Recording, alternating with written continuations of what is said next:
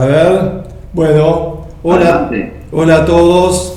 Bueno, tenemos ahora como invitado al Cumpa, periodista mexicano, docente universitario, Víctor Ronquillo, que, bueno, un gusto, hemos estado hablando unos minutitos recién, es un pensador, poeta, novelista, con no sé cuántos libros tienes editado, Víctor.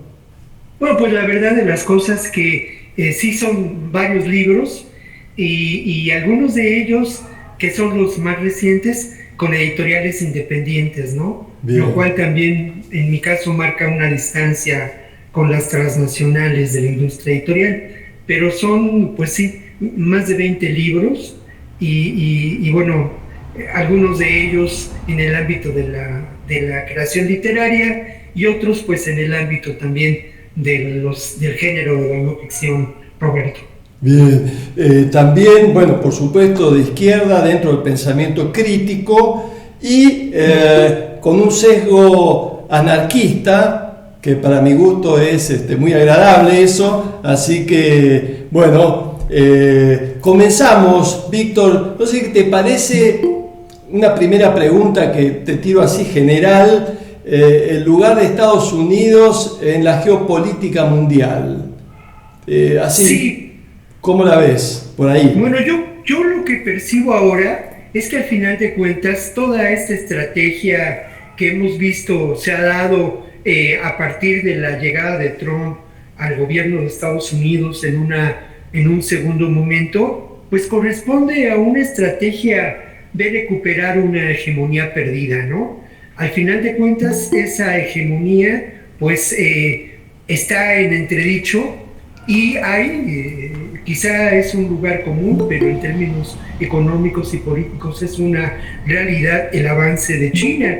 Y hay también otro protagonista en esta historia, otro par de protagonistas, que es la Comunidad Europea, y es también los BRICS, que son muy importantes también, y además desde mi perspectiva, una esperanza, ¿no? Para plantear un orden político y económico distinto. Pero creo que lo que se está tratando con toda esta estrategia, que tiene que ver mucho con el lado económico, político, con las estrategias de guerra realizadas por el actual gobierno de Estados Unidos, pues es eso, es el intento de recuperar una hegemonía perdida, una hegemonía incluso distinta a la que se mantuvo en la época neoliberal. Hoy vivimos una época de un capitalismo distinto y ustedes lo conocen igual que yo, lamentablemente, en un capitalismo de saqueo, un capitalismo de guerra, y en este contexto Estados Unidos busca establecer una hegemonía finalmente fundada en términos económicos sobre esta guerra arancelaria de la que hemos tenido noticia, de la que somos de una manera o de otra víctimas, una guerra arancelaria que también apunta a terminar con las ideas de globalización y por otro lado, que es lo más preocupante, pues una estrategia también de guerra abierta, abierta en distintos flancos. Lo que ocurre en Ucrania y la Unión Soviética, lo que ocurre con el genocidio en Gaza y lo que puede ocurrir con el desplazamiento de fuertes contingentes y armamento en el Mar Caribe amenazando directamente a Venezuela, es una clara demostración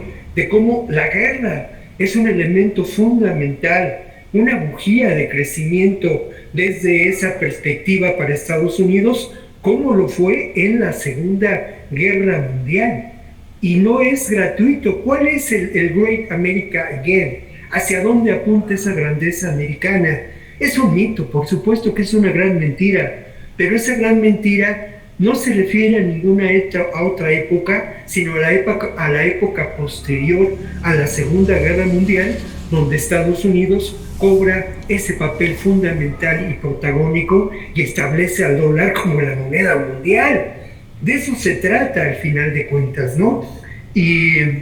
Y creo que hay otro elemento, además del elemento económico y el elemento, digamos, de guerra, que parten también de esta realidad de recuperar una hegemonía perdida, ¿no? Y eso es algo que María José Rodríguez Rejas y algunos colegas han percibido muy bien. También hay otro nivel de la guerra, que es la guerra cultural, la guerra cognitiva, el modelar nuestro pensamiento para que aceptemos todas estas realidades y participemos de acciones, de actitudes propias del neofascismo, ¿no? El neofascismo, que al final de cuentas es la ideología política de esta derecha que hoy lamentablemente se encuentra muy bien instalada en escenarios políticos de Europa, que tiene una presencia muy significativa en nuestros países. En México es excepcional lo que ocurre, porque estos personajes han caído en tal descrédito que ese descrédito llega a ser ridículo, francamente, ¿no? Pero aún así conforma parte. Entonces este es otro elemento, ¿no? Esa guerra cultural que se da obviamente a partir de las posibilidades de las nuevas tecnologías, pero que se da a través de los grandes medios masivos, las transnacionales de la información, que por otro lado a mí me parece que ya dejaron de ser hegemónicos. Verdaderamente al New York Times ya no le creemos, ¿no? Ni tampoco le creemos en muchas ocasiones al País. Entendemos muy bien el rol que pueden jugar estas transnacionales de la comunicación. Entonces, todo esto conforma esa nueva estrategia para conformar un nuevo orden mundial. ¿Y cuál es el rol que juega en ello Estados Unidos? Bueno, Estados Unidos y las empresas transnacionales que tienen como asiento Estados Unidos. No es el pueblo estadounidense, no son nuestros colegas periodistas, profesores, no son ni siquiera algunos personajes de la industria del espectáculo, no es Estados Unidos, son los intereses de clase que al final de cuentas se establecen a partir de eso, de buscar una hegemonía económica y política para estos que aspiran a seguir siendo dueños del mundo y a seguir causando tragedias como las que sufrimos con la crisis ambiental, como las que sufrimos con una lamentable crisis también de muchos de los, entre comillas, valores sustanciales para la vida, porque al final de cuentas, pues como decía el maestro Galeano, ¿no? Nos han sumido en una sociedad de sálvese quien pueda, y eso conviene a sus intereses. Pero yo soy muy optimista, colegas, muy optimista, y cultivo ese optimismo todos los días a partir de la reflexión de la información. Y creo que este mero ejercicio que llevamos a cabo es enormemente alentador, y con eso estamos dando la respuesta en el ámbito cultural a esa realidad. Y creo que por otro lado, pues también hay que reconocerlo así, lo que ocurre en México es un proceso singular, con errores, con dificultades, con alianzas extrañas, pero al final de cuentas es un proceso distinto a lo que está ocurriendo en otros lugares del mundo, ¿no? Ya más adelante hablaremos de lo que pasa en términos de Colombia y la relación con Estados Unidos, o de Bolivia, ¿no? Que lamentablemente estoy de acuerdo, es un proceso que hay que revisar, pero lo que no podemos dejar de lado es la enorme cualidad de Bolivia, ¿no? Este proceso de izquierda protagonizado sobre todo por grupos de los pueblos originarios, y que ahora lamentablemente pasa por un mal momento, aunque yo estoy de acuerdo con el compañero que lo mencionaba, ¿no? Es solo una etapa, vamos a seguir adelante, pero Guatemala, pero lamentablemente El Salvador y Argentina, Roberto, ¿no? Con un personaje como Milei, en fin. Pero creo que no quiero pues extenderme todavía más, tenemos todavía una jornada adelante, y yo espero que un diálogo muy constructivo. Me gustó lo del entusiasmo, Víctor, acuerdo con eso. Ahora, es difícil también mantener el entusiasmo cuando tenés por un lado, ¿no es cierto?, toda la industria armamentista, el capitalismo de guerra, como tú bien dices, más los medios de comunicación que capturan, ¿no?, la percepción pública, entonces es como difícil, ¿no? Es como un aparato de captura y un aparato, y encima la tecnología que cada vez se va acelerando más en su eficacia, ¿no? Los drones, etcétera, para la guerra, por ejemplo, es difícil, ¿no? Pero hay que sostener el entusiasmo, me gustó eso. Sí, hay que sostenerlo, y también es difícil en términos de los jóvenes, ¿no?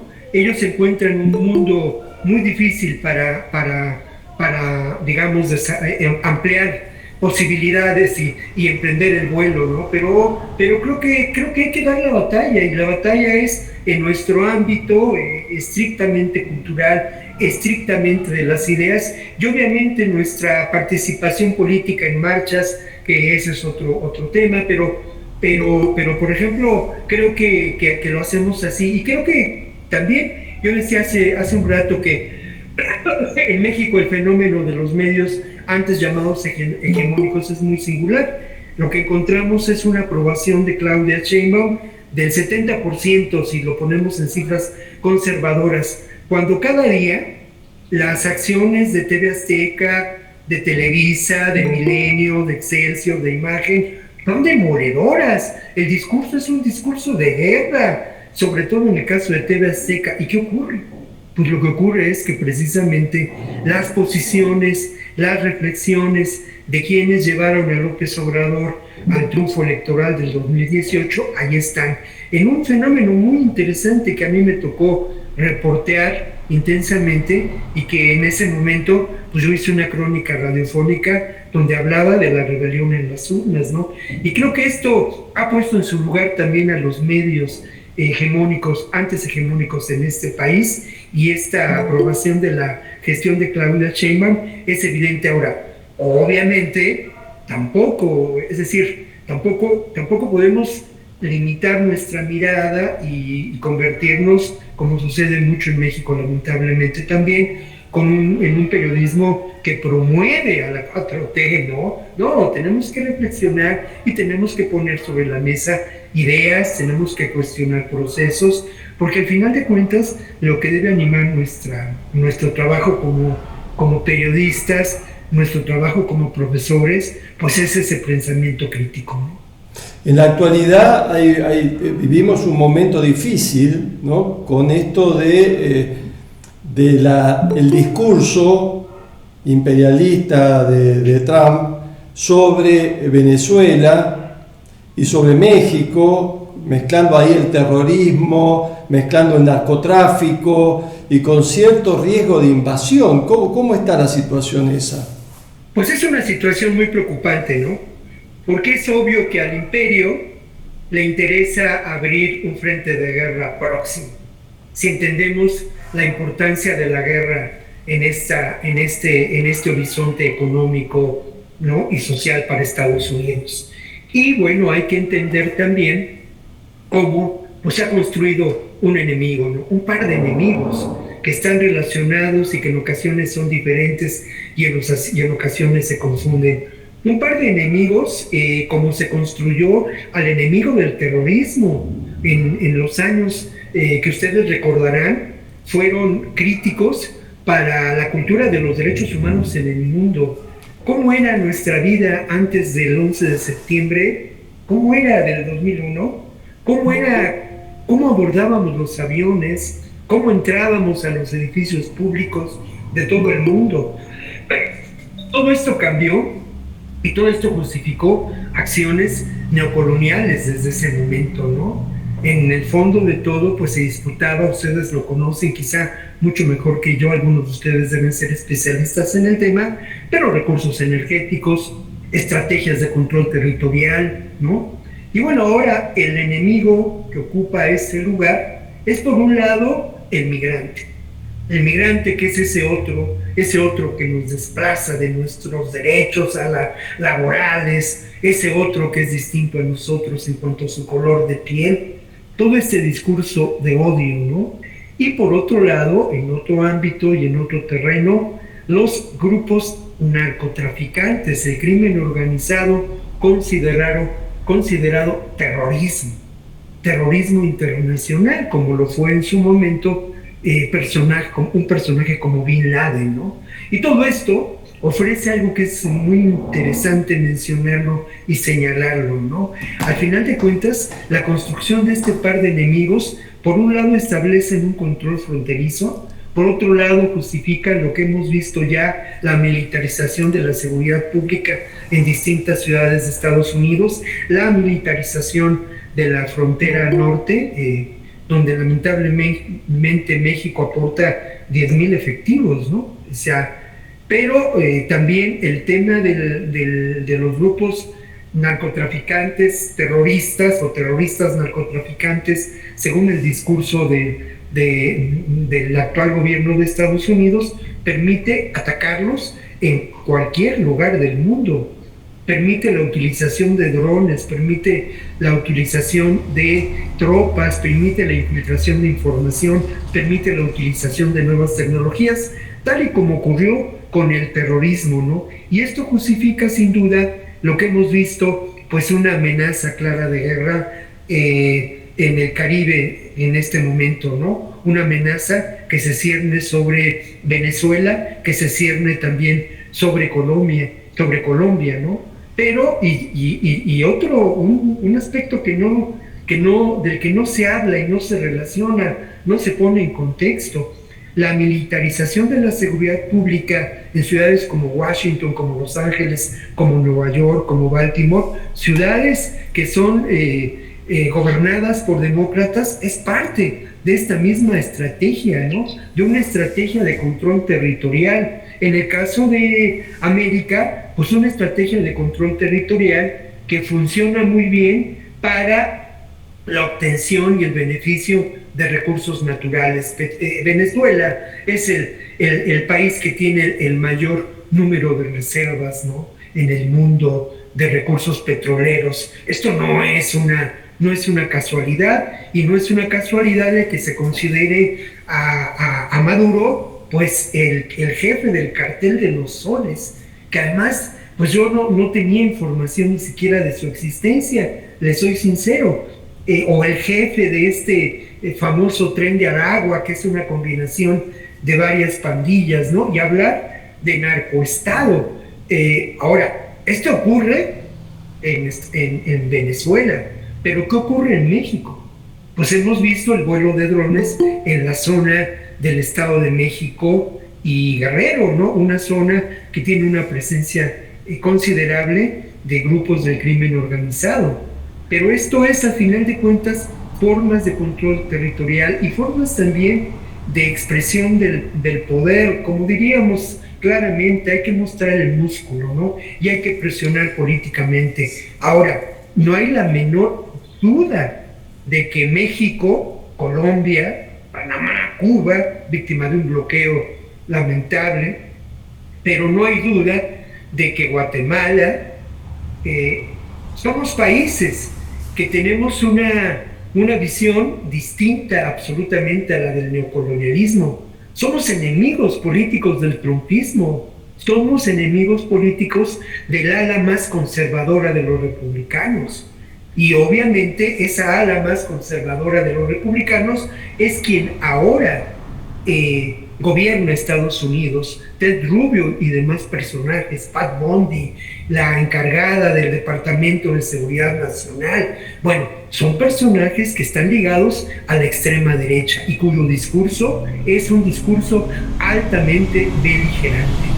Un discurso y un poder ligado a un lenguaje del odio también, ¿no? Sí, estos brotes... sí, finalmente ese es el avance, claro, de esta derecha, que es una derecha neofascista, porque al final de cuentas es ese odio al otro que es diferente, es esa estrategia de conquista del mundo a partir de intereses geográficos, comerciales y de conquista de los recursos. Imaginen ustedes lo que este control territorial establecido en Estados Unidos a partir de sus estrategias securitarias puede generar en nuestros países: el agua, los minerales, los campos agrícolas, el petróleo, ¿no? O sea, seguimos siendo un espacio apetecible, ¿no? Y obviamente, pues lamentablemente, Estados Unidos, o el gobierno de Estados Unidos, o este grupo de empresas transnacionales que gobiernan Estados Unidos,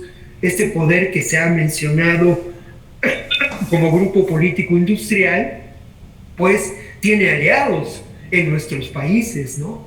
Y incluso tiene aliados en gobiernos de países que han mantenido un conservadurismo cada vez más feroz, como sucede con la Argentina de Milei o con lo que pasa en El Salvador, que es francamente, pues no solamente el patio trasero, es la presión de Estados Unidos. O sea, es francamente surrealismo. Claro, y ahí se abre, Víctor, tenemos que explicar. Perdón, y ahí se abre la pregunta sobre el papel de los estados nacionales frente a esto. Yo creo creo que en nuestro país, en México, ha habido una posición muy inteligente, ¿no? Es obvio que tienes que establecer negociaciones, y cuando uno negocia tiene que ceder y que encontrar posibilidades de acuerdo, ¿no?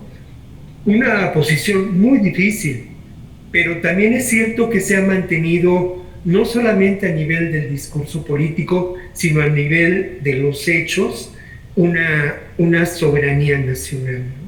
Esto creo que es importante, y la respuesta pública a esta propuesta de la senadora Lili Telles de la intervención de Estados Unidos en México, en una entrevista realizada en Fox News, terrible, pidiendo la intervención, de veras, es penoso, pero ante ello ha habido una respuesta muy grande, pues censurando esas posiciones, ¿no? Ahora, ¿qué ha pasado? Y en esa negociación tenemos que tomar en cuenta la realidad.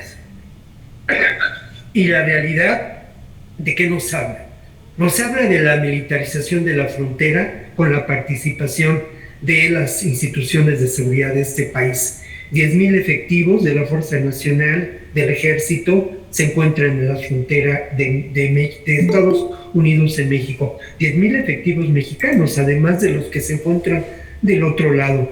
La estrategia que se ha seguido, una estrategia que ha dado resultados, sin duda, porque ha disminuido el número de personas asesinadas, pues es una estrategia radicalmente distinta a la que se dio en la época de Andrés Manuel López Obrador. Pero aún así, con la prevalencia, digamos, de este modelo securitario impuesto por Estados Unidos, una versión distinta, más preocupante de lo que ocurrió en México con la llegada de la guerra del narco, esta versión que intenta implementar toda una estrategia de seguridad para nuestro continente, aún así hay espacios de resistencia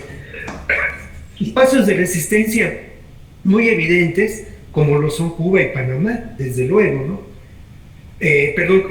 Como lo son Cuba y Venezuela. Y hay también espacios de resistencia de otra índole, como lo son México, Guatemala, Honduras, ¿no? Colombia, que me parece que tienen una resistencia a Chile, de alguna manera, una resistencia política y cultural ante esta imposición de la violencia y de la guerra, ¿no? Mira, es cierto, en la reunión que se llevó a cabo hace unos días, en la que participaron Belice, Guatemala y México, los mandatarios de estos países, fue muy interesante, y fue muy interesante porque es cierto, se plantearon estrategias de securitización de la frontera, pero hubo un acuerdo muy importante, un acuerdo que reconoce la importancia del corredor biocultural de la selva maya y una estrategia para preservarlo. Esto es muy alentador. Entonces, de pronto, Roberto me decía, pues es difícil mantener el optimismo. Pues sí, es difícil, pero uno encuentra en nuestros países alternativas, uno encuentra con dificultades, pues es un proceso político, ¿no? Pero uno encuentra que se van planteando alternativas, que se van planteando transformaciones sustanciales, ¿no?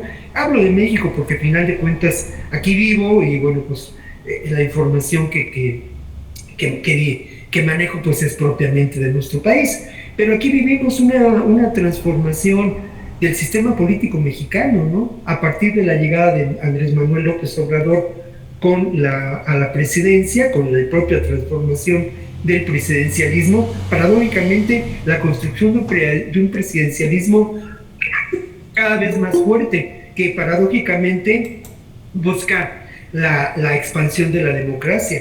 Pero encontramos ya ahora pues la llegada al Poder Judicial de nuevas expresiones de la cultura judicial, de nuevas expresiones de lo que podemos considerar el México moreno, y no hablo de los morenos como partido político, sino el México, ese México que no es el de los abogados formados en escuelas de clase media con un perfil ideológico muy claro, que se trata de estudiar de derecho, como decía yo cuando era estudiante, para vivir de lo contrario, ¿no? Sino de una expresión, una reforma al Poder Judicial. Y creo que esto resulta alentador, y no solamente en el ámbito de nuestros países. Habría que hablar y mencionar y poner en el mapa y dimensionar lo que significa la resistencia cultural en Estados Unidos, ¿no? Las marchas celebradas aquel sábado, donde Trump pretendió celebrar su cumpleaños con un desfile militar en Washington, y pues la verdad se le echó a perder la fiesta, porque ese mismo día en más de 1000 ciudades en Estados Unidos marcharon muchas personas bajo el lema "No Reyes". Es decir, esto es parte de este proceso histórico, y me parece que hay que alentar a la esperanza, pero a una esperanza activa, a una esperanza propositiva, a una esperanza también en diferentes ámbitos, pero de lucha, ¿no? De lucha y entender algo que dicen los colegas autores de un libro que les voy a recomendar, que se llama La Guerra Cultural,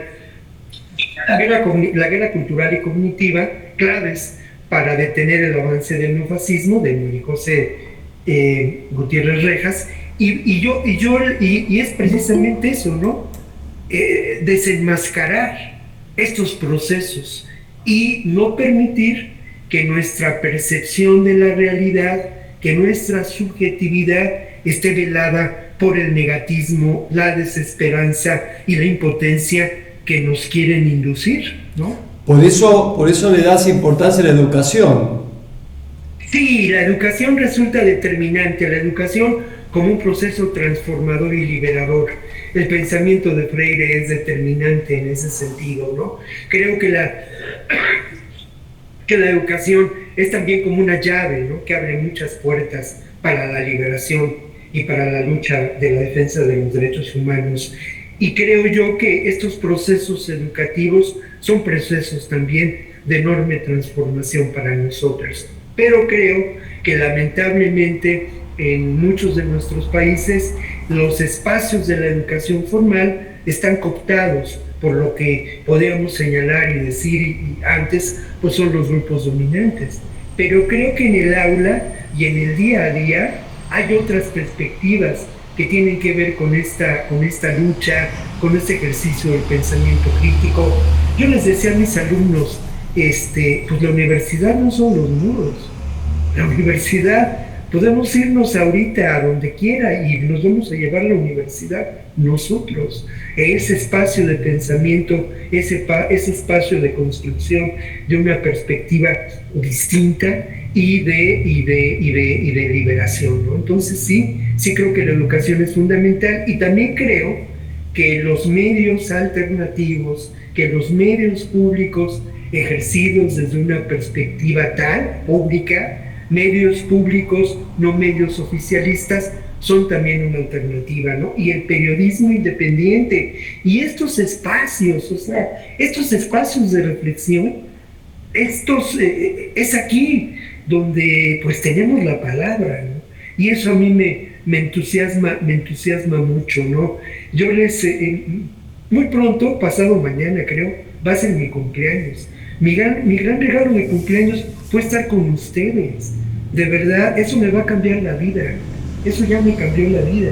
Y el conocer a este grupo de personas del continente americano que permiten este espacio de reflexión, Roberto, Yuri. O sea, de verdad, muchas gracias. Y creo que ahí está la educación, los medios públicos, los medios alternativos, la gestión de los profesionales de los medios y también pues la gestión de quienes de alguna manera pues realizamos un ejercicio cotidiano que tiene que ver con el análisis de la información y con algo muy importante que no quiero dejar de lado, ¿no? Con la creatividad.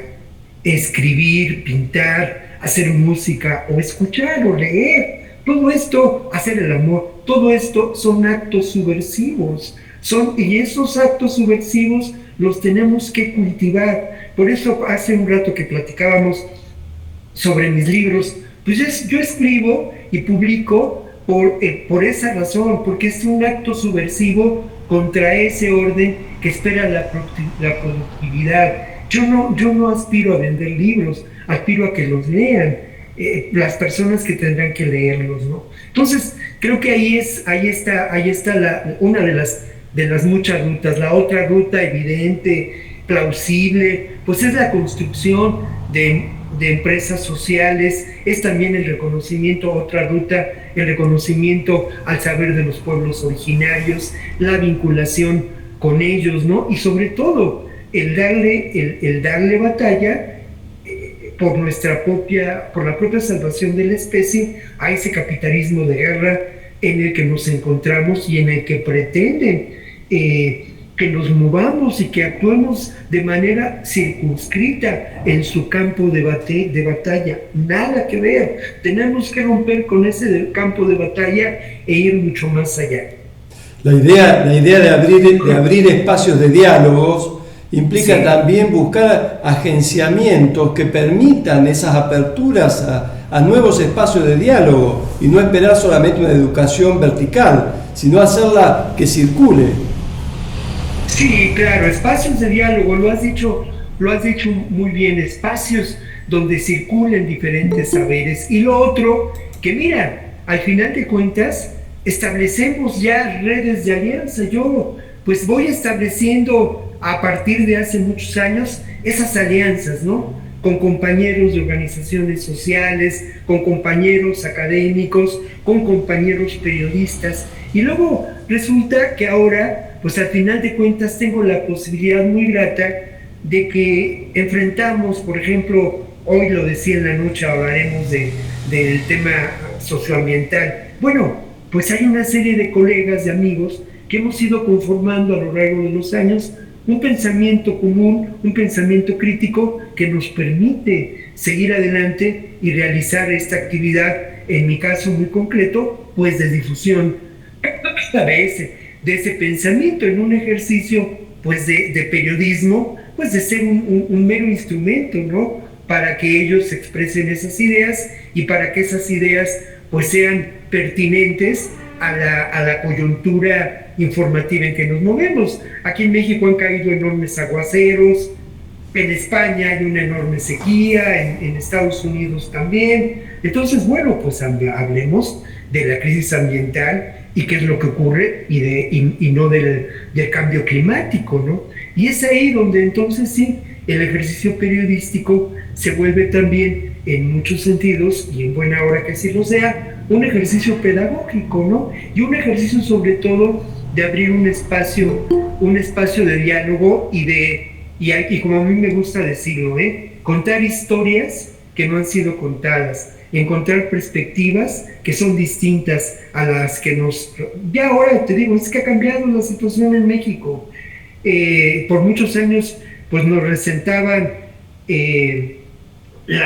una versión de la realidad y parecía que nos conformábamos con ello. De ninguna manera nos conformamos. Estábamos trabajando, estábamos luchando, estábamos abriendo espacios y hoy la realidad en términos de los medios de comunicación en este país es distinta, ¿no? Es distinta, pero es resultado también de todo ese trabajo. Y obviamente queda mucho por hacer en el ámbito de la educación, aunque estoy convencido que muchos colegas en la Universidad Nacional Autónoma de México, en la Universidad Iberoamericana, en la Universidad Autónoma de la Ciudad de México, pues tienen estas preocupaciones, ¿no? Yo he compartido con algunos de estos colegas estas preocupaciones y además conozco su trabajo en las aulas y conozco su compromiso con ese pensamiento crítico, pues que da sustento a nuestro quehacer. Bueno, tú dijiste una palabrita que me parece muy importante, que es la creación, la novedad. Tú que vienes no solamente del periodismo, sino también que sos poeta, novelista, etc.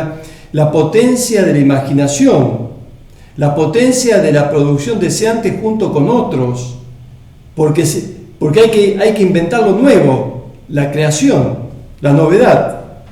Claro, yo creo que es eso. Mira, a lo largo de como profesor, yo a mis alumnos les doy algunos consejos, ¿no?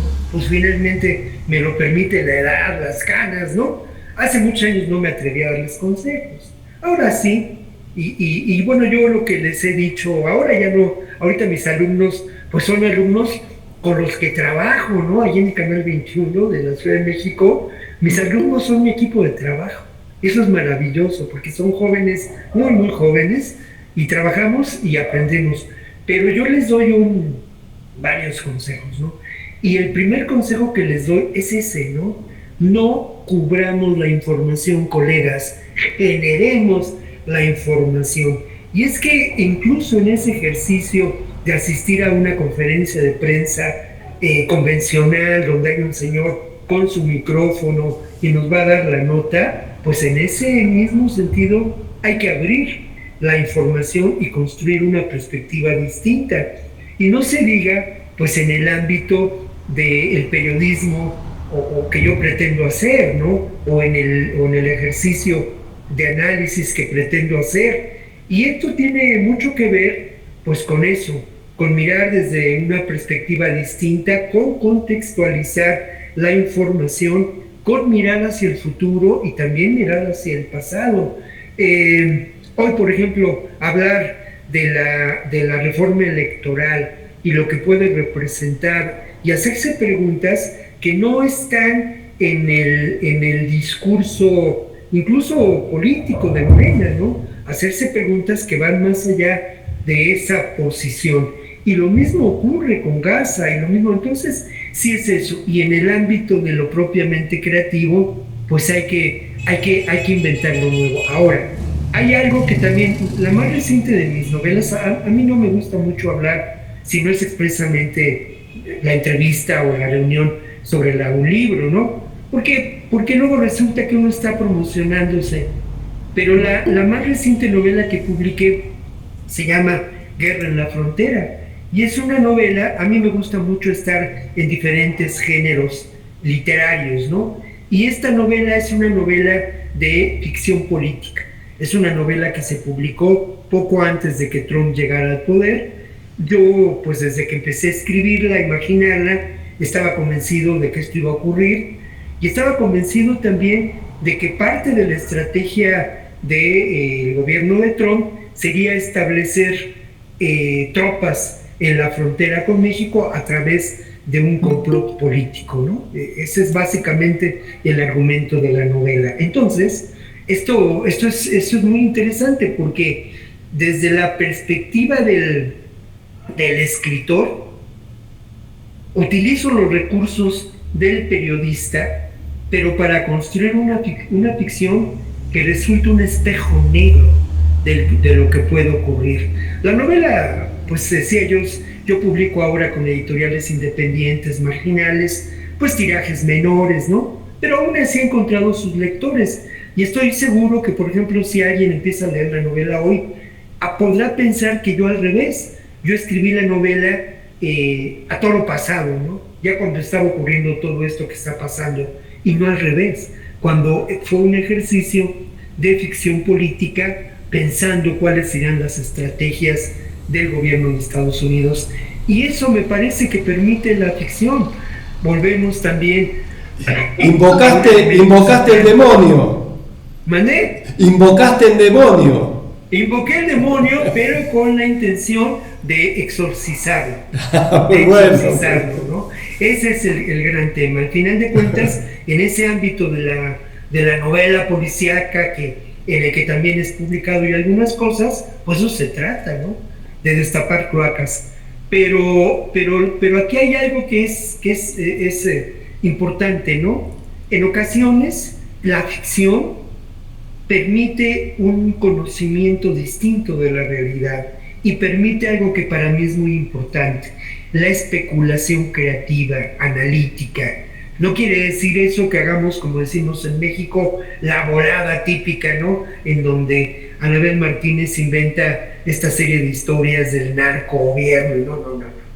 No, sí, a partir de los elementos que tenemos y de cómo se conforma la realidad política y de cómo Trump iba a asumir el poder después de una primera gestión y este episodio terrible del intento de toma del Capitolio, de la construcción de un posible enemigo imaginario, pues iba a intentar un complot que le permitiera a partir de México establecer un control territorial a nivel continental. Entonces, sí, la ficción te permite una forma de conocimiento distinto al que podríamos considerar el conocimiento que te ofrecen las ciencias sociales. Y esto creo que también es muy importante que ahora lo reconozcamos. De hecho, los mejores ensayos que se publican hoy en día son aquellos ensayos donde se confunden, ¿no?, distintos géneros literarios y en donde de pronto comprendemos con mayor profundidad qué es lo que pasa en el ámbito esencialmente humano, más allá de los datos, más allá de los números y más allá de una mera evaluación, entre comillas, científica, ¿no? Vos sabés, Víctor, que en Argentina la realidad superó la ficción, de alguna forma. No había un imaginario posible que pensáramos que iba a surgir un personaje nefasto como el que tenemos. Cierto, yo creo que en ocasiones eso ocurre y además yo te debo decir, esto es en ocasiones impensable, ¿no? Y creo que lamentablemente lo que se dio pues fue ese discurso de odio que fue creciendo y que encontró un enorme resentimiento social. Yo tengo un amigo que es fisioterapeuta aquí en México y él votó por Milei convencido, ¿no? Y bueno, las razones que expone son francamente el resultado de un enorme resentimiento social, de la imposibilidad que él encontró de opciones de vida en Argentina y vino a México, y aquí en México pues vive siempre con mucho resentimiento por parte de lo que ocurrió con los errores políticos de la izquierda en Argentina, ¿no? Que bueno, yo no soy el mejor calificado para hablar de ello, pero creo que esto fue lo que propició, son tristemente enseñanzas. Y lo otro, bueno, el personaje de Milei, esos discursos incendiarios en la televisión argentina, esta construcción de un personaje, pues bueno, resultó enormemente eficaz, ¿no? Y también eso hay que mencionarlo, ¿no? Lo mismo que en el caso de Trump, de Bolsonaro, es la construcción de personajes. Lo primero que hay en estos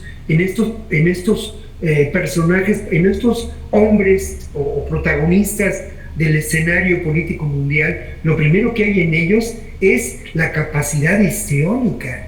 Eso es muy importante, ¿no? Y manejan esa capacidad histriónica para llegar a niveles de sensibilidad, a niveles de resentimiento, a niveles de la subjetividad. Emocionan, entre comillas, a ciertos sectores con este discurso incendiario de odio, ¿no? Sí, tiene varias aristas. Otra arista es que ese discurso de odio que tienen necesita un enemigo.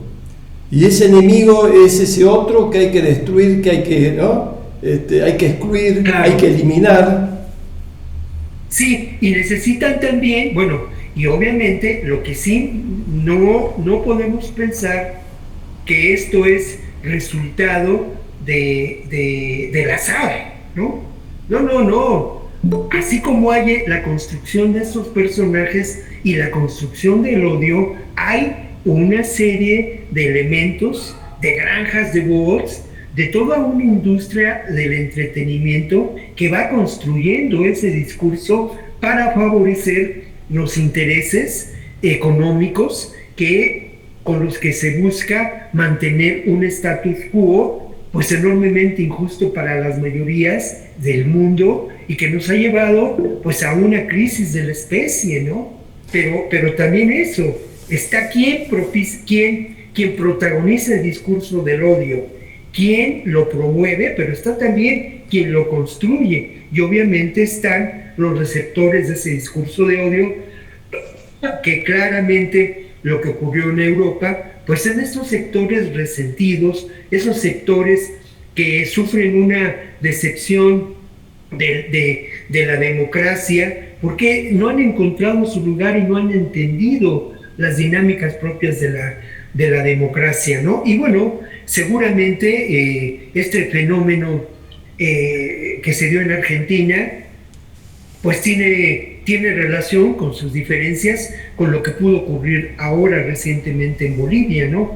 Pero hay que entender también el manejo informativo. Mira, aquí en México, todos los días es impresionante cómo se maneja las 8 columnas de algunos periódicos, ¿no? Cómo es toda una estrategia de golpeteo político, ¿no? Y cómo de pronto, bueno, esto sucedió con Dilma Fuentes, ¿no? Y todo este proceso vinculado también a los golpes blandos, ¿no? De Estado que hemos sufrido en nuestros países. Bueno, en México esto lamentablemente no nos ha llevado a una situación, más que lamentablemente hay que reconocer que ha habido una estrategia de comunicación muy inteligente por parte de develar todos estos procesos que yo menciono. Y las mañaneras de López Obrador y las mañaneras de Sheinbaum, además de dar buenas noticias, tienen un elemento ideológico, informativo muy importante, y que es precisamente dar noticia de cómo se van montando estos discursos del poder. En México se recordará, quizá algunos de ustedes no lo recordarán, pero hubo una estrategia impresionante para, en términos jurídicos, censurar las mañaneras de López Obrador. Y de hecho, le fue prohibido hablar de la candidata del PRIAN. O sea, sí, la oposición aquí en México entendió la importancia de las mañaneras en este ejercicio. Y creo yo que esto también es parte, ¿no? de cómo utilizar los medios. Mira, y otra de las cosas, y bueno, esto es una idea que parece un poco jalada de los cabellos, pero creo que tendríamos que buscar alternativas para construir estas historias que Netflix nos ha hecho ver de la política en nuestros países, pero desde una perspectiva diferente, sobre todo a México y el narco, ¿no? Tendríamos que construir la contraversión de estas historias de Netflix, y creo que cotidianamente los que tenemos acceso a los medios públicos, a espacios de información, pues tratamos de construir de una manera distinta la realidad nacional y de deconstruir eso que nos presentan, esa versión, ¿no? Perfecto. Víctor, no sé qué te parece si abrimos, pues hay personas que han levantado la mano, les pido por favor abrimos un poco a las preguntas. Aparte Víctor anda con gripe, con la gripa, y está ahí medio difónico. Sí. Entonces les pido por favor que las preguntas sean cortas, así damos lugar a los cumpas para que bueno, podamos participar todos. Levanten la mano y estamos, ¿no? Perla, creo que Perla. Hola, muy buenas tardes, compas. Saludos desde acá, desde Baja California. Bueno, esto que llega hasta el final, que creo que es clave, el pensar o el imaginar otros futuros, ¿no? Es clave. Creo que la gran disputa ahorita que se está dando es la de la imaginación, porque todas las narrativas que nos han construido, tanto en literatura como en el cine, en los mismos discursos de las y los pensadores, tienen estas lógicas de que se acabó, de que no hay más, de que lo que viene solo es tristeza, pérdida y destrucción del planeta. Y creo que por ahí los compas zapatistas nos están invitando ya a soñar el día después y a pensar en estas otras alternativas a esta crisis, porque estamos viviendo la crisis del capitalismo, de que ya no puede más y que necesitamos reconformar la organización cultural, estructural y económica del mundo. Y ahí creo que nos falta trabajar mucho más la imaginación, y en esto creo que tiene mucho que ver, o hay un papel muy importante el de las escuelas, las universidades, la forma en la que estamos educándonos. De pronto creo que hay ahí una grave crisis también, porque en lugar de fomentar más la imaginación, está queriendo que usemos y obligándonos casi a usar la entrada inteligencia artificial, que al final está nutrida por estas mismas narrativas que ya vienen en esta lógica. Entonces habría que pensar mucho más en eso. ¿Y por qué? Porque la gente, cuando está en las universidades, están formados, y yo lo veo, si revisamos la historia, esto pasó hace 200 años, pasó hace 100, en nuestros procesos revolucionarios o independentistas.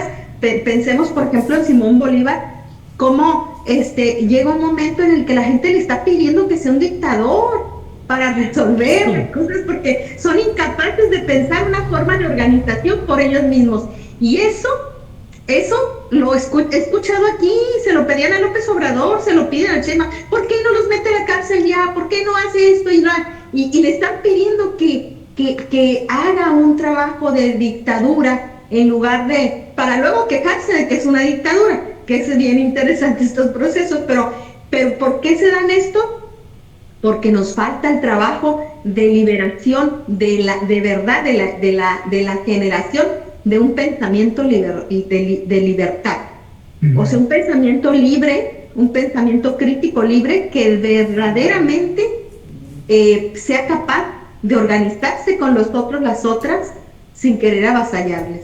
Eso creo que es la clave, ya lo planteaba Freire, y creo que ahorita es necesario pues ir pensando eso, y a través de los medios de comunicación cómo se va esto enlazando, porque los medios son clave, ¿no? Bien. Gracias.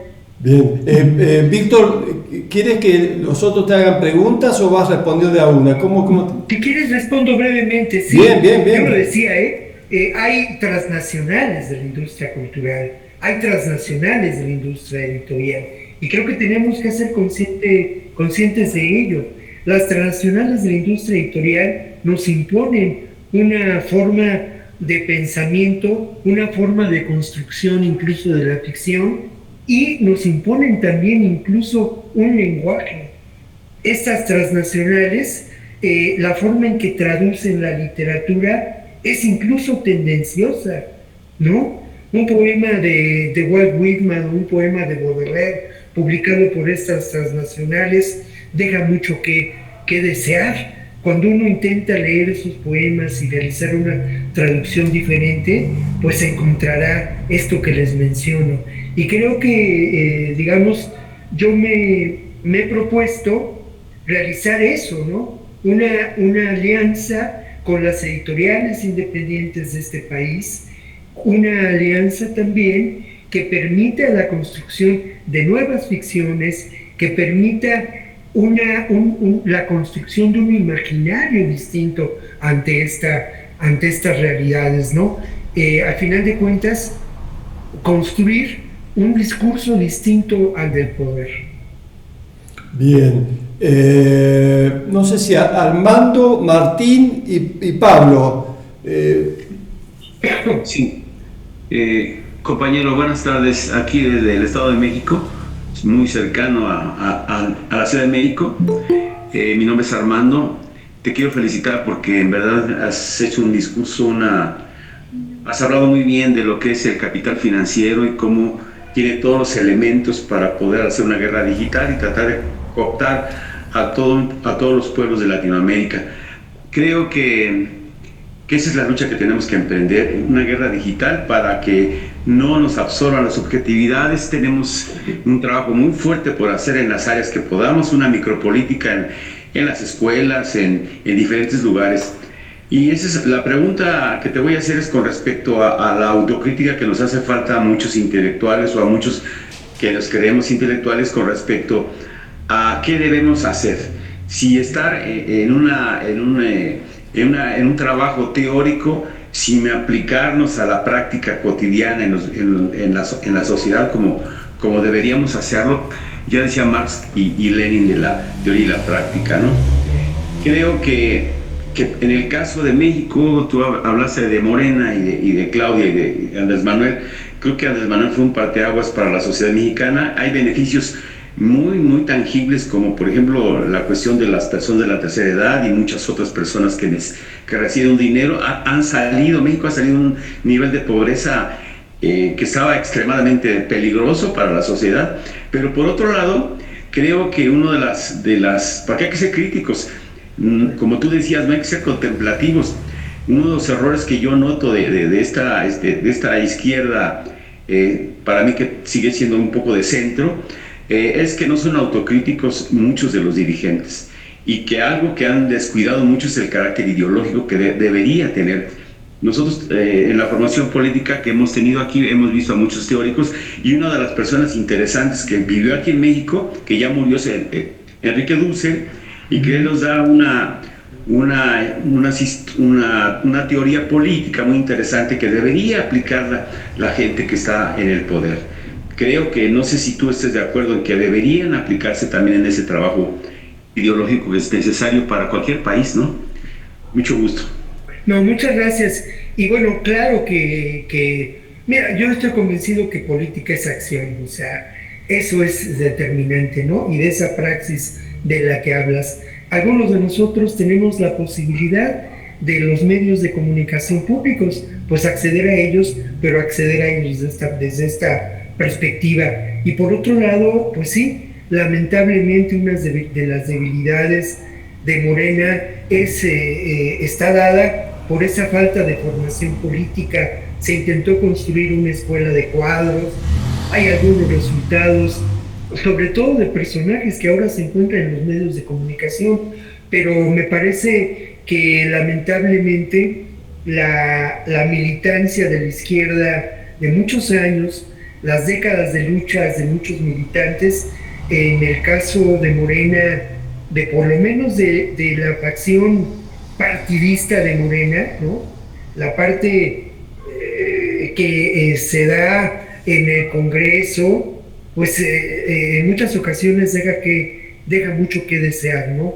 Y sí creo que Morena tiene que abrir espacio a esa izquierda de lucha, a esa izquierda que también proviene de la academia y a esa izquierda que también proviene de las organizaciones sociales. Yo creo que uno de los graves problemas en este momento de la cuarta transformación es la falta de interlocución que tiene con estas otras izquierdas, ¿no? Y creo pero también estoy convencido que es parte de un proceso, ¿no? Y yo incluso estoy convencido porque lo vivo en mi propio quehacer periodístico en Capital 21, que es donde trabajo. Pues yo soy parte de esa otra izquierda y dentro de todo se establece una interlocución conmigo y yo genero esa interlocución con otros protagonistas de esta amplia escena política de izquierda, pues a partir del programa de televisión. Y nunca he tenido la menor censura, ¿no? Entonces creo que es parte de un proceso. Bien, Martín, Pablo y Fernando luego. Acá Martín Delgado de Uruguay. Muchas gracias por la invitación del espacio, muy interesante la voz de los hermanos, y también coincido de que más allá de que el contexto sea muy hostil, como dice el compañero García Linera de Bolivia, los grandes procesos de transformación se dan en los momentos de crisis, no en los momentos donde hay estabilidad, ¿no? Quería hacer una serie de reflexiones y también de preguntas al compañero Víctor. Primero, me parece interesante pensar en esta cuestión de la geopolítica imperial o este neo-big stick de los gringos, de los yanquis. El caso de Panamá, que bueno, Trump había hablado mucho de recuperar el canal, el tema de que, por ejemplo, hoy en día el Océano Pacífico circula mucho más comercio que en el Océano Atlántico, o sea, hay una globalización que se está centrando en el Océano Pacífico y no en el Atlántico, entonces cobra importancia el canal de Panamá, y cómo en realidad los que terminaron siendo la resistencia a ese neoimperialismo terminaron siendo los pueblos indígenas y los trabajadores, porque el gobierno de Panamá se sometió al toque, lo cual también hace pensar en esto de que en todos nuestros países tenemos una especie de quinta columna, ¿no? El problema de la estructura colonial de que siempre tenemos grupos que operan para los sectores imperiales. Pasa en Brasil, ¿no? Los líos que tiene Lula, o sea, Brasil, ¿por qué Trump ataca a Brasil como forma de atacar a los BRICS? No, porque Brasil, el peso del evangelismo es muy importante, o sea, es más de un tercio de la población brasileña, y el evangelismo viene de las iglesias norteamericanas. Ahí también pensar, o sea, por ejemplo, el rol de los cubanos de Miami, los cubanos blancos de Miami, que si uno ve, son casi todos, o sea, Marco Rubio, el embajador de Colombia que estaba en negociaciones o en diálogos golpistas, el actual embajador que va a haber en Argentina, son todos cubanos, americanos, blancos, que están haciendo como la política imperial. Entonces ahí me parece que hay una reflexión o quisiera escucharlo. Bueno, el tema del desmembramiento de la USAID, que fue históricamente una herramienta de poder blanco del imperialismo yanqui, y ahora de ellos desarmaron la USAID.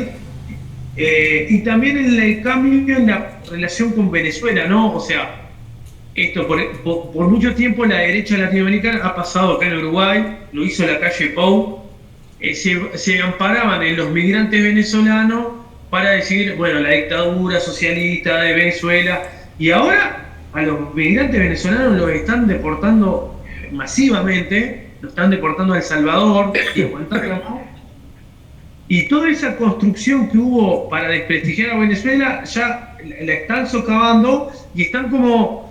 Pero eso no significa que hay buena relación con Venezuela, hay un reforzamiento del ataque a Venezuela. Entonces, también ahí entender esos cambios. Y después, usted habló del tema climático, me parece que también ahí hay que hacer una reflexión, esto de que Donald Trump también tiene mucho apoyo de la industria petrolera, y él reafirma este rol del negacionismo climático, y también hay un expansionismo de la búsqueda de petróleo. Por ejemplo, acá en Uruguay ahora la calle Pou, antes de irse, nos dejó unas concesiones petroleras en el mar uruguayo que van a destrozar el mar uruguayo, ¿no? O sea, ecológicamente es una cagada. Entonces, esta cuestión de qué mundo, hay un problema ecológico, ¿no? O sea, nosotros en Uruguay tuvimos en el 2023 una sequía que quedó medio país sin agua potable, que allá están habiendo eventos catastróficos en términos ambientales, sin embargo hay una apuesta de redoblamiento a la explotación petrolera, con todo lo que ya sabemos del problema de la explotación petrolera. Entonces quería preguntarle algunas reflexiones sobre eso, y muchas gracias por su intervención, muy bueno todo, y gracias por la invitación al espacio. No, Martín, muchas gracias a ti. Y bueno, pues sí, ¿no? La coincidencia ideológica contigo, pues por mi parte es muy amplia, ¿no? Y con el grupo de compañeros. Pero creo que hay que mencionar, sí, el papel que juegan estos, como tú lo señalas bien, estos blancos cubanos en Miami, ¿no? Cómo son una fuerza conservadora ligada a lo más oscuro del Partido Republicano, ligada a intereses económicos también muy oscuros, a la propia mafia cubana existente en Miami, ¿no? Esto es una innegable realidad, y el personaje que resulta prototípico de esto, pues es el secretario de Estado, ¿no? Este secretario de Estado del que valdría la pena construir una historia biográfica, ¿no? De dónde viene, cuáles han sido sus aliados, y creo que has mencionado también otros casos que tendríamos que tomar en cuenta. Obviamente, estos personajes provienen también, pues, de lo que en su momento fueron considerados gusanos de la Revolución Cubana, ¿no? Los beneficiarios de aquel régimen de explotación brutal que convirtió en buena medida a gran parte de la isla de Cuba, pues, en un burdel de Estados Unidos, ¿no? Y esto que nos remite a películas de entonces, pues era una triste realidad, y la Revolución Cubana, pues, tuvo un enorme significado cultural para nosotros, pero también para ellos, y sigue siendo el enemigo a vencer, ¿no? Esto por un lado, y por otro lado, bueno, pues no hay la menor duda de que lo que vivimos como el llamado cambio climático por Al Gore, personaje insigne, vicepresidente de Estados Unidos, pues es una falacia, ¿no? Lo que vivimos es una crisis ambiental, efecto de este modo de producción capitalista, de la explotación de recursos, del productivismo y del alto consumismo a que este sistema nos ha orillado. Y obviamente eso es uno de los rostros de la crisis del capitalismo, pero un capitalismo que se muta, que se transforma y que ahora vive otro momento. Señalas muy bien las alianzas de Trump con las empresas petroleras, con las empresas armamentistas. Indudablemente, ¿no? Si aquí nos atenemos al pensamiento que priva en muchos sectores progresistas en los pueblos originarios en México, pues son proyectos de muerte en contra de proyectos de vida de estos pueblos originarios del sur de nuestro país. Una frase que yo he escuchado en diferentes momentos y que también sigue alentando al pensamiento zapatista, ¿no? Habría mucho más, sí, maestro, pero gracias, y bueno, pues seguramente por ahí nos seguiremos encontrando. Bien. Pablo. Profesor. Sí, buenas, profesor Víctor. Un placer tenerlo aquí en esta, llamamos, máquina de guerra, que es estos encuentros virtuales, esta red que se ha venido configurando, llena de vitalidad y llena de, como usted lo señala, optimismo, porque no es un optimismo romántico, es un optimismo convencidos de que la crisis es una transición y que lo que tal vez no tengamos los más viejos que estamos en este ejercicio, ver el final o ver los cambios profundos, pero se están dando y se seguirán dando. Eso es lo más valioso, y en medio de todas las tensiones y conflictos hay que tener la convicción de que vamos por donde es posible, donde hay caminos, y que, como dice la canción, se hace camino al andar. Voy a tener la oportunidad de ir el mes entrante a México. Voy a estar en el congreso que hace el PT anualmente de colectivos y organizaciones de izquierda, y va a ser muy interesante vivir y estar cerca de ese proceso que ustedes están viviendo, porque hoy México es una de las puntales de este proceso de transformación, de los cambios que se vienen operando en muchos campos. Yo tengo básicamente tres preguntas, profesor. La primera, sería muy interesante, siguiendo esa lógica micropolítica con la que usted nos ha venido compartiendo su lectura y su visión, el poder interpretar cómo está viendo el pueblo mexicano, el pueblo de a pie, el de todos los días, la tensión con los Estados Unidos y con la estrategia antimigratoria y un poco, no sé en qué término decirlo, pero de cuestionamiento del ser latinoamericano, del ser mexicano, el desconocimiento de todo el aporte que el pueblo mexicano que se ha aventurado a pasar la frontera ha hecho y ha contribuido a la riqueza de los Estados Unidos.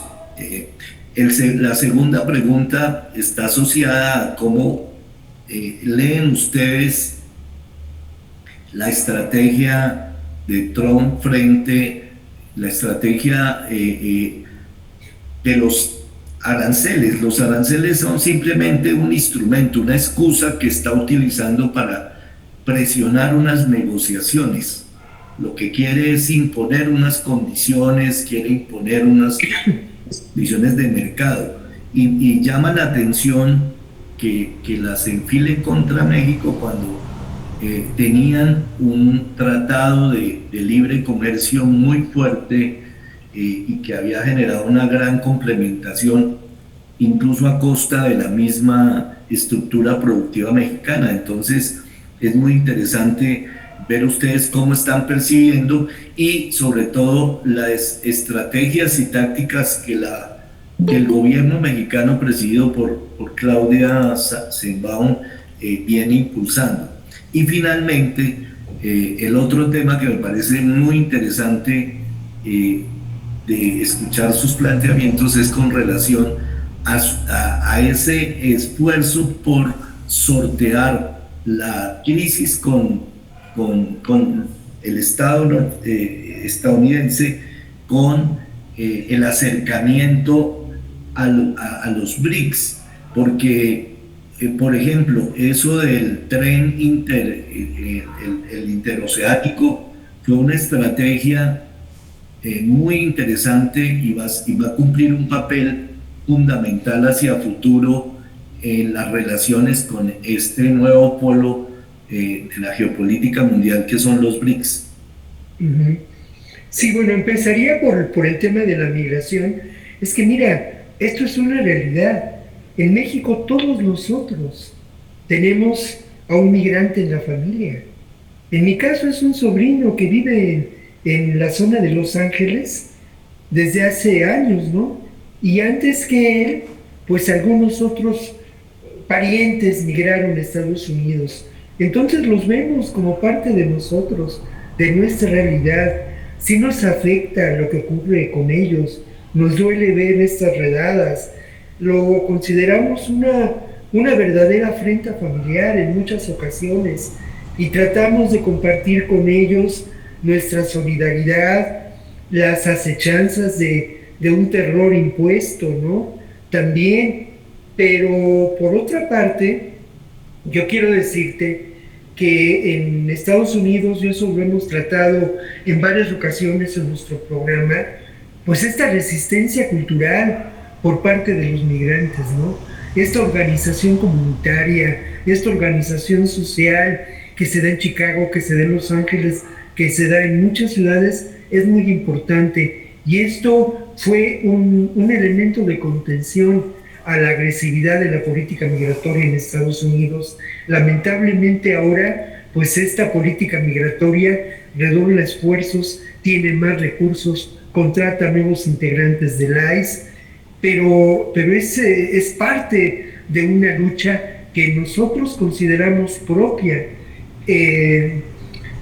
Lo mismo te puedo decir en las ciudades del Bajío de nuestro país, como pueden ser León, como puede ser Guanajuato, como pueden ser algunas de las ciudades de Jalisco, Guadalajara, de Zacatecas, en algunas regiones donde viven personas de los pueblos originarios en la montaña de Guerrero, que son jornaleros migrantes, hay una profunda convicción de que esos migrantes son nuestros, porque lo han demostrado en términos de las remesas, sí, eso es muy importante, pero también en términos de su vinculación cultural con nuestro país, ¿no?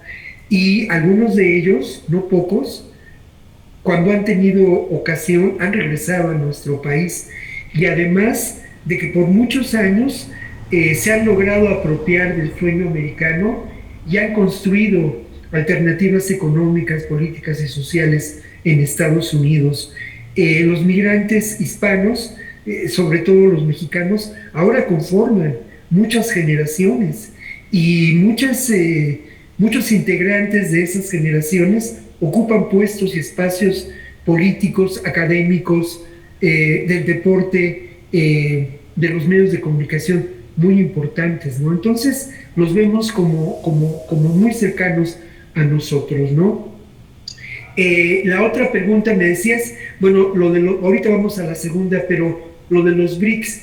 Bueno, en México me parece que algunos de los errores que se han cometido recientemente en términos económicos fue esa apuesta en términos del TEMEC o del Tratado de Libre Comercio.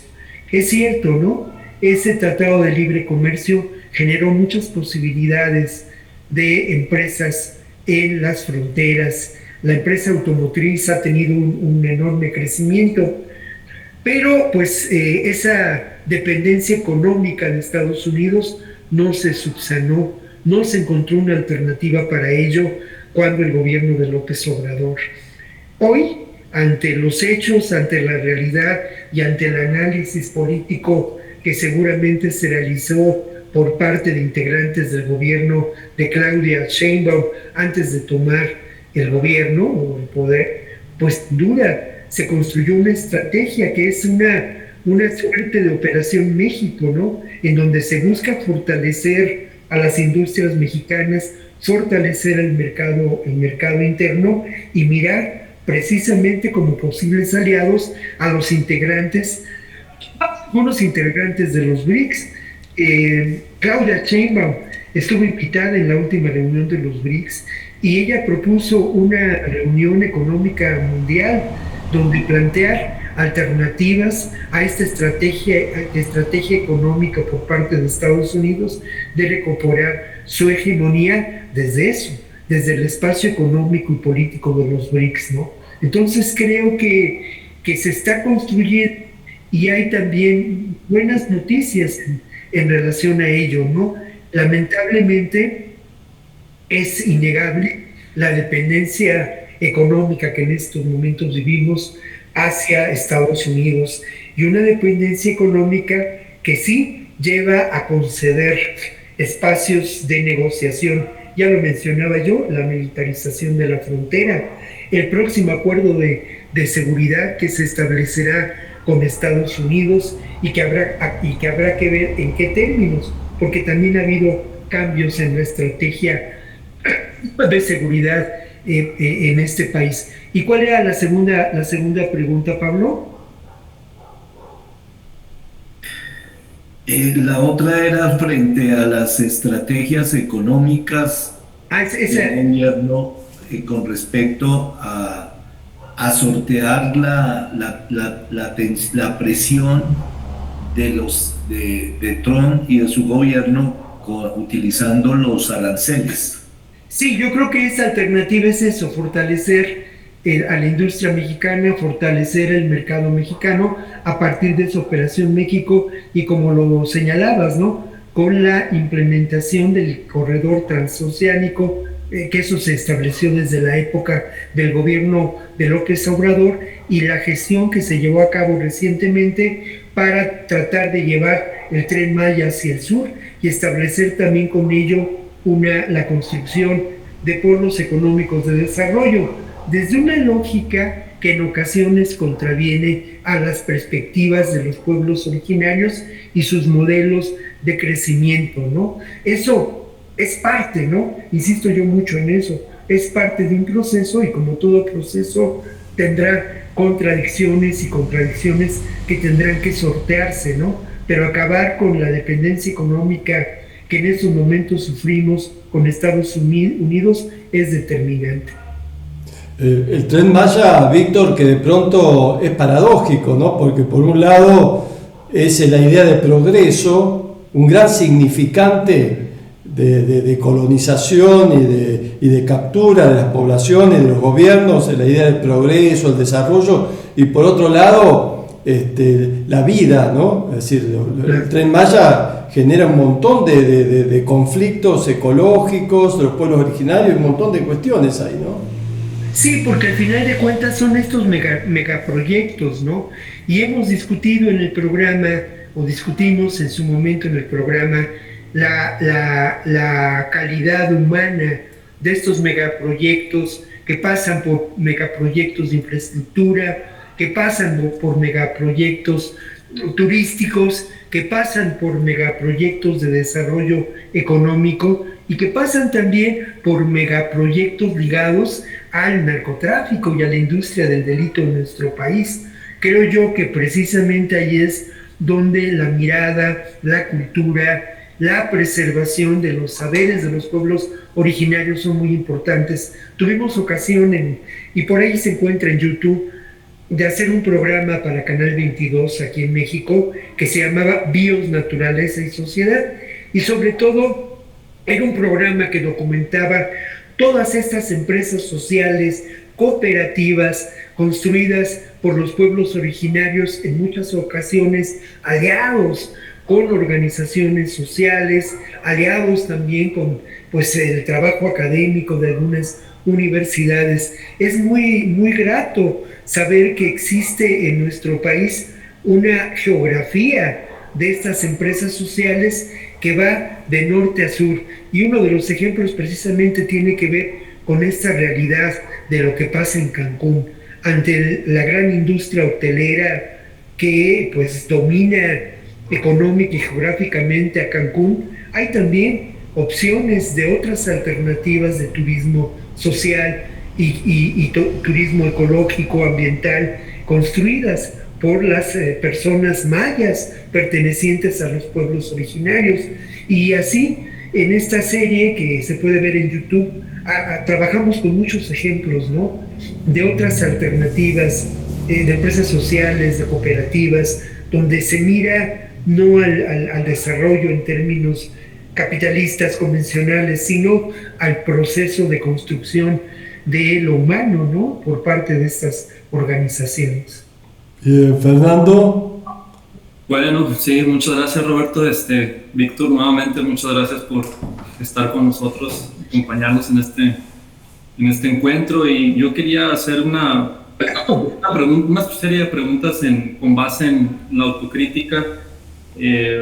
Bueno, yo soy originario de Sinaloa, pero radico en Monterrey, y Sinaloa es un estado que históricamente ha sido devastado por el narcotráfico, y hoy en día, usted debe estar muy al día de esta noticia, está llegando una mega inversión en el puerto de Topolobampo, justamente en esta retórica de las nuevas zonas de desarrollo, y pues se habla que va a ser una inversión de una planta de etanol grandísima, la más grande del mundo.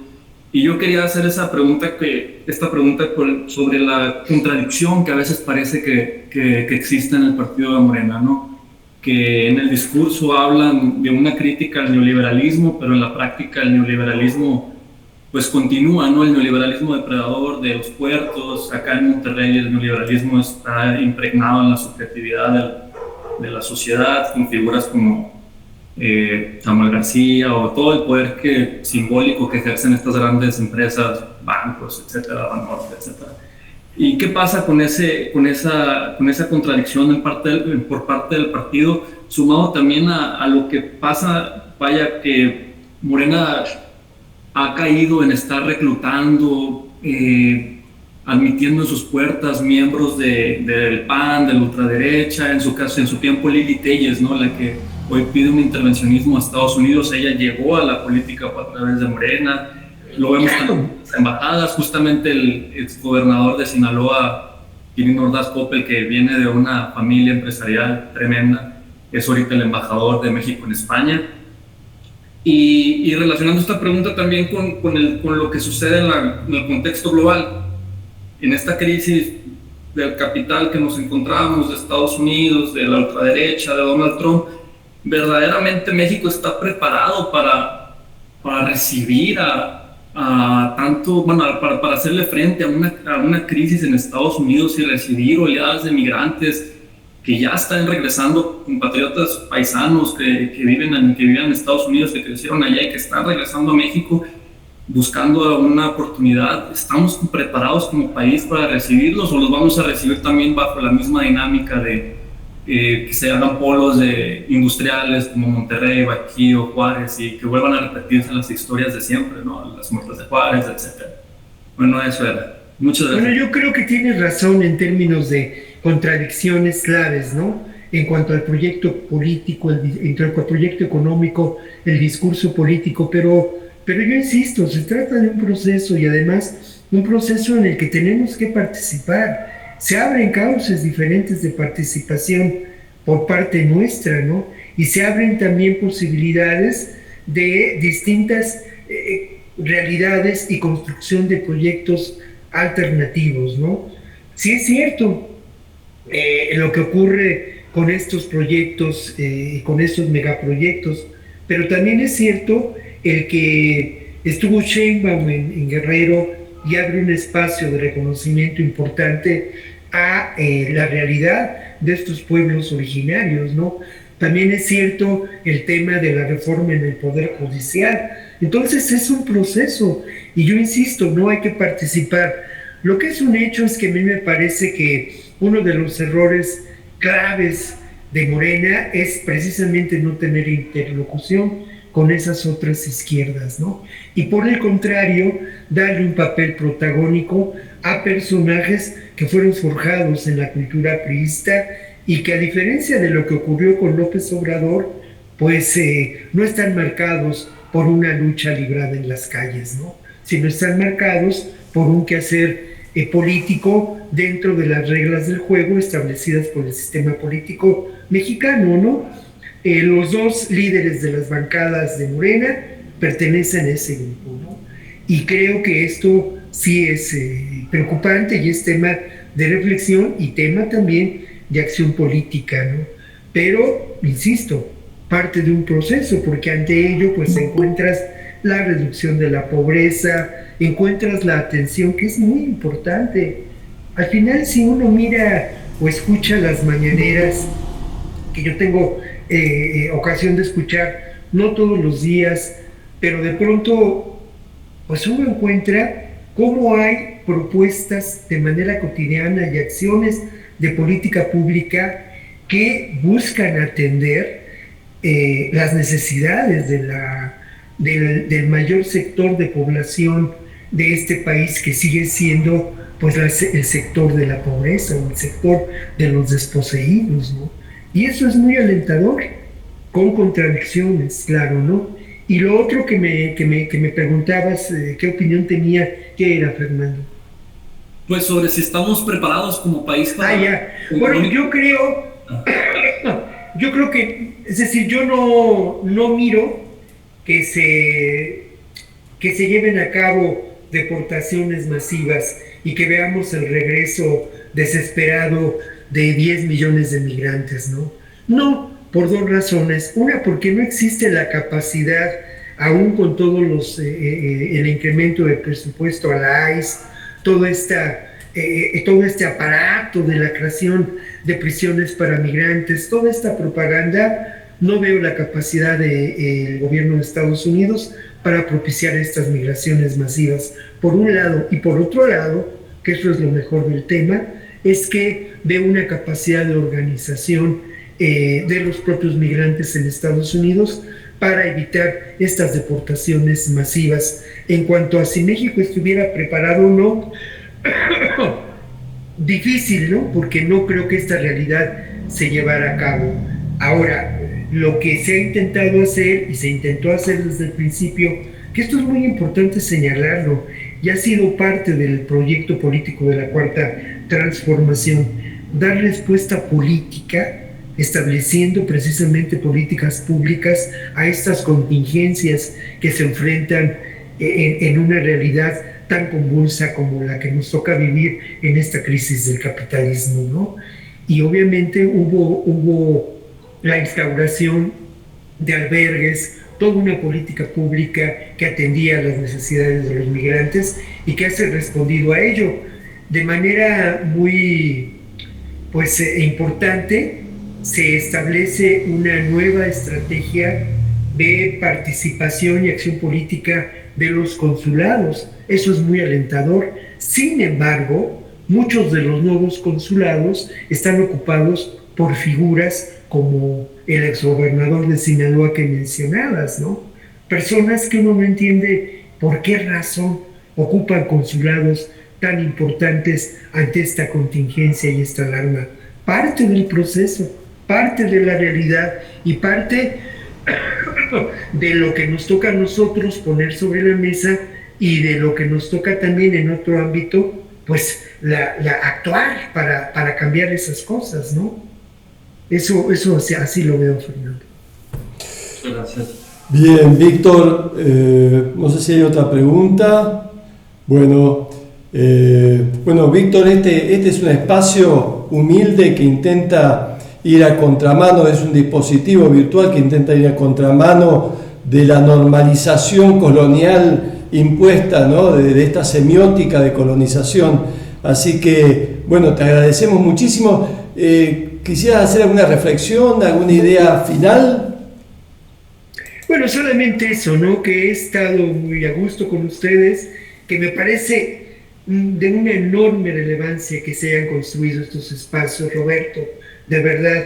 Y como lo decía, ya fue mi regalo de cumpleaños para este año, el que existe este espacio y que me hayan invitado, y el que de pronto, pues como decía Borges en alguno de sus poemas, y lo parafraseo, ¿no?